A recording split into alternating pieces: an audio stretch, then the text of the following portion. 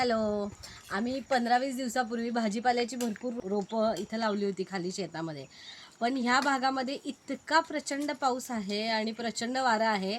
आम्ही 15-15, 20-20 रोपं लावली होती. त्यातली मला वाटतं 80% रोपं सगळी उडून गेलेली आहेत आणि 10% रोपं आता राहिली असतील. म्हणून आम्ही पुन्हा रोपं आणलेली आहेत. आपण आपले प्रयत्न सोडायचे नाही. आणि ह्यावेळेला आम्ही ठरवलं आहे की कुंडीमध्ये रोपं लावायची, ती 1 महिनाभर मोठी होऊ द्यायची आणि त्याच्यानंतर मग आपण शेतामध्ये पुन्हा ती रोपं लावू शकतो. म्हणजे ती उडून तरी जाणार नाहीत आणि चांगली येतील. आता ही कारल्याची रोपं आहेत. ही पहिल्यांदा हात लावून घेते. ह्याच्यात म्हणजे थोडेसे काठ्या बांधून त्यांना थोडा आधार पण देता येईल आणि ह्याच्यात ती छान येऊ शकतात एकदम. आता ह्या मातीमध्ये माती तयार करताना आम्ही ह्याच्यामध्ये 60% माती, 20% कोकोपीट, 10% भूमी गार्डनिंग सोल्युशनचं खत आणि 10% निंबोळी पेंड असं घेतलेलं आहे.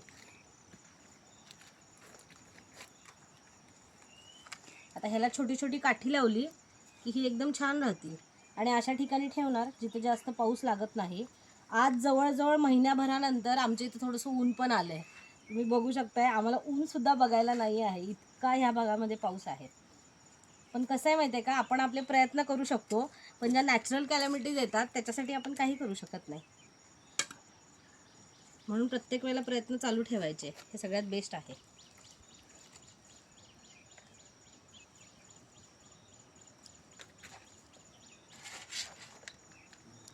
डायरेक्ट जेव्हा रोपं आणतो ना आपण, ती अशी ट्रेमध्ये येतात आणि त्याला इतकी छान मुळं आलेली असतात. दिसत असेल, पांढरी मुळं येतात मस्त. ही जर चांगल्या टेम्परेचरमध्ये, चांगल्या वातावरणामध्ये आपण लावली ना तर ती खूप सुंदर लवकर वाढतात. आणि हे कारल्याचे वेल नंतर जेव्हा खाली लावू आम्ही तेव्हा मोठा मांडव करून लावायचा.